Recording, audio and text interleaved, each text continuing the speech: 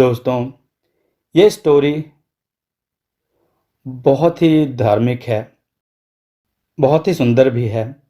पूरी सुनिएगा। मित्रों, प्रभु श्री कृष्ण के बहुत सारे अनंत भक्त हैं, पर हम आज यहाँ उनके एक परम प्रिय अद्वितीय भक्त सेवा जी की अद्भुत भक्ति के बारे में बताने जा रहे हैं, जिनकी संतों की सेवा में बड़ी ही निष्ठा थी। सेवा जी के घर पर अधिकतर संतों का आना जाना लगा रहता था। संत समाज में सेवा जी की बड़ी प्रतिष्ठा थी। लोग कहते थे कि सही प्रकार से संतों का आदर सम्मान कोई करता है तो वह भक्त शिरोमणि सेवा जी ही हैं। संत समाज में उनका मान तो था ही, सभी संत लोग उनका आदर भी करते थे। पर मित्रों, कहते हैं कि हर प्रतिष्ठित व्यक्ति को देखकर कुछ ऐसे लोग भी होते हैं जो उनसे ईर्ष्या भाव रखते हैं। ऐसा ही सेवा जी के साथ हुआ। एक दिन भक्त सेवा जी के घर पर एक महापुरुष आए। भक्त शिरोमणि सेवा जी की साधुओं के प्रति सेवा भाव, मान सम्मान और आदर करने के भाव को देखकर वह महापुरुष अत्यधिक प्रसन्न हुए। महापुरुष जाते समय सेवा जी के सेवा भाव से प्रसन्न होकर उन्हें ऐसा वरदान देकर गए जिससे सेवा जी के पास कभी न धन की कमी हो और न कभी अन्न की कमी हो। भक्त शिरोमणि सेवा जी ने भी अपने जीवन में ऐसा नियम बना लिया था कि जब तक वह किसी संत को भोजन न करा देते, वह स्वयं भी भोजन न करते थे। एक बार उनके मान सम्मान से दाह रखने वाले लोगों ने राजा से उनकी आलोचना कर दी। वह राजा भी दुष्ट और नास्तिक था। उसे स्वयं तो कुछ ज्ञान था नहीं। उस मूर्ख ने संतों से दाह रखने वालों की बातें सुनकर और उनकी बातों को सच मानकर भक्त शिरोमणि सेवा जी को कारागृह में रहने की चिंता तो थी नहीं, पर उनके मन में एक ही विचार आ रहा था कि यदि उनके घर पर उनके ना रहने पर कोई संत पुरुष आएंगे तो उनकी सेवा कौन करेगा? उन संत पुरुषों को प्रसाद कैसे मिलेगा? संत महात्मा बिना प्रसाद लिए मेरे घर से चले न जाएं, ऐसा सोचकर उनकी आंखों में आंसू आने लगा। उसी समय एक व्यक्ति ने आकर भक्त सेवा जी को बताया कि सेवा जी, आज तो आपके घर पर बहुत बड़े संत महाराज आए हैं। आपकी धर्मपत्नी और आपके पुत्र पूरे मन से उनकी सेवा कर रहे हैं, किंतु उन्होंने आपके बारे में पूछा कि भक्त सेवा जी कहाँ हैं? यह सुनते ही सेवा जी बेचैन हो उठे। उन्होंने आंखें बंद करके भगवान कृष्ण को याद कर कहा, हे भगवान, काश मैं इस कारागृह से निकल पाता। काश मेरे पंख लग जाते तो मैं घर जाकर उन संतों की सेवा कर पाता। भगवान से अपने परम भक्त का इस प्रकार विचलित होते देखा न गया और जेल में एक अद्भुत चमत्कार हुआ। भक्त सेवा जी के सारे बंधन अपने आप खुल गए। उनके हाथों की जंजीरें अपने आप टूट गईं। जेल के फाटक स्वतः खुल गए। जितने भी सिपाही कारागृह का ध्यान रख रहे थे, उन्हें भी घोर निद्रा ने घेर लिया। भक्त सेवा जी विचार करने लगे, यह तो प्रभु की कृपा हुई है जो मुझे अकस्मात इस कारागृह से मुक्ति मिली। ऐसा विचार कर वह अपने घर पहुंच गए। घर पहुंचकर उन्होंने उन संतों की खूब मनोभाव से सेवा की। संत जी उनसे पूछने लगे, भक्त सेवा जी, तुम्हें तो कारागृह में बंद किया गया था, वहां से मुक्त कैसे हुए और इस रात्रि में आप अपने घर कैसे पहुंचे? भक्त सेवा जी कर जोड़कर कहने लगे, आप संतों की कृपा है, प्रभु के महात्म से और कारागृह के द्वार भी खुल गए। प्रभु की कृपा से मैं आपकी सेवा में उपस्थित हो पाया हूं।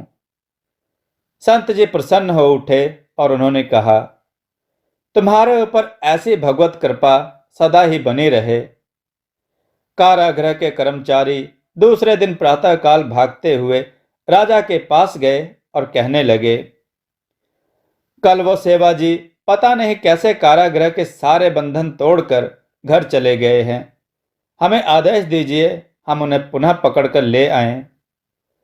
राजा ने क्रोधित हो आदेश दिया, जल्दी से जाकर उस निकृष्ट को बांध कर ले आओ और पुनः कारागृह में बंद कर दो। राजा के सिपाही भक्त शिरोमणि सेवाजी के घर गए। राजा के सिपाही जैसे ही भक्त सेवाजी को बेड़ियां लगाने लगे, उसी क्षण भगवत कृपा से सेवाजी के देह से ऐसा प्रकाश निकला कि सभी सिपाही वहीं पर गिरकर बेहोश हो गए।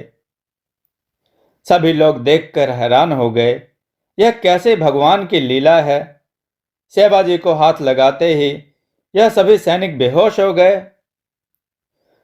उस राजा को जब यह सूचना लगी तो उसे ऐसा लगा कि भक्त सेवाजी कोई चमत्कार कर रहे हैं। सेवाजी कोई माया जाल जानते हैं। उसे लगा सेवाजी मायावी है। यह बात सोचकर उस मूर्ख राजा को और क्रोध आ गया। उसने क्रोधित हो आदेश जारी कर दिया, शीघ्र से शीघ्र उस मायावी सेवाजी को मेरे पास लाकर मेरे समक्ष फांसी पर चढ़ा दिया जाए। मैं भी देखूं वह कितना बड़ा मायावी है। राजा के आदेश पर कुछ लोग भक्त सेवाजी को पकड़कर राजा के समक्ष लेकर आए। राजा ने भक्त सेवाजी को देखकर कहा, बड़े मायावी हो, बहुत माया जानते हो। हमारे कारागृह से सारे बंधन तोड़कर तुम भाग गए। भक्त सेवाजी मुस्कुराकर कहने लगे, राजन, मैं कोई माया वाया नहीं जानता हूं, अथवा ना ही मैं कोई जादूगर हूं। यह तो मेरे बंधन मेरे प्रभु श्री कृष्ण ने खोले थे। राजा क्रोधित होकर कहने लगा, अच्छा, तो मैं भी देखता हूं तुम्हारे प्रभु तुम्हें कैसे बचाएंगे। राजा ने सैनिकों को आदेश दिया, शीघ्र से शीघ्र ही 2 जल्लादों को बुलाकर लाया जाए एवं अभी के अभी मेरे समक्ष तलवार से इसकी गर्दन धड़ से अलग की जाए। राजा का आदेश मिलते ही 2 जल्लाद आ गए। उनके हाथों में बड़ी धारदार तलवारें थीं। दोनों जल्लाद भक्त सेवाजी को देख हंसते हुए कहने लगे, आज बहुत दिनों बाद हमें किसी का वध करने का अवसर मिला है। दोनों ने भक्त जी को रस्सी से बांध दिया। उन जल्लादों को अपनी कला दिखाने का अवसर प्राप्त हुआ था। दोनों जल्लाद हंसते हुए जैसे ही तलवार ऊपर उठाकर भक्त सेवाजी पर वार करने लगे, तभी प्रभु की लीला से उन दोनों जल्लादों के हाथ ऊपर के ऊपर ही जड़ हो गए। दोनों ही जल्लाद बड़ा प्रयास करने लगे हाथों को नीचे करने का, पर वह दोनों अपने हाथ हिला ही न सके।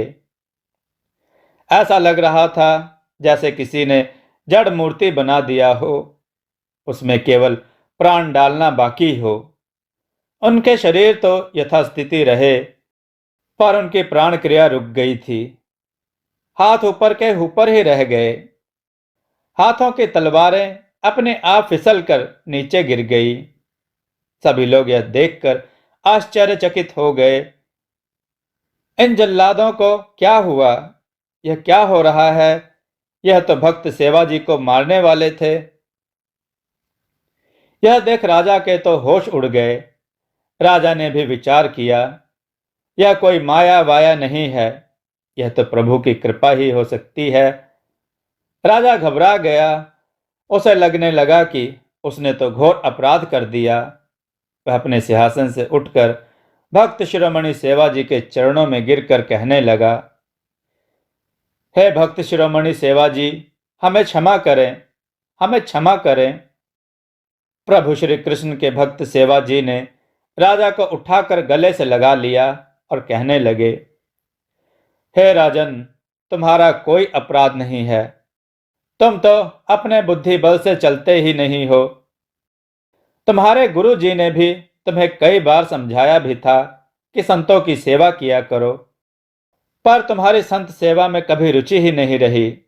प्रभु के प्रति तुम्हारी कोई आस्था ही नहीं है।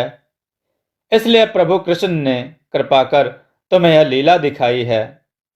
आज के बाद किसी संत को कष्ट नहीं देना, सभी संतों की सेवा करना। यह सुनकर राजा दोनों हाथ जोड़कर कहता है, हे भक्त शिरोमणि, हमें क्षमा करें। आज के बाद मैं किसी भी संत को कष्ट नहीं दूंगा और ना ही विरोध करूंगा, बल्कि अपने राज्य में एक भव्य मंदिर का निर्माण भी करवाऊंगा। राजा की बातें सुन भक्त शिरोमणि सेवाजी राजा को आशीर्वाद दे अपने घर लौट आए। राजा का मन उन्हें धिक्कारने लगा। वे विचार करने लगे, मैंने अकारण ही इन संतों को कष्ट दिया। मुझे जिन लोगों ने इन संतों के बारे में अनुचित बातें कहकर उकसाया है, अब तो मैं उन्हें सजा दूंगा। राजा ने अपने सैनिकों को आज्ञा दिया, जो लोग संतों से ईर्ष्या भाव रखते हैं, जिन्होंने दुष्टतावश सेवाजी की आलोचना की थी, उन्हें मेरे पास पकड़कर लाया जाए। राजा के आज्ञा से सभी सैनिक निकल गए और उन सभी को पकड़कर ले आए जो सेवाजी के विरोध में थे। राजा ने आदेश दिया, इसी समय इन सभी को मृत्यु दंड दिया जाए।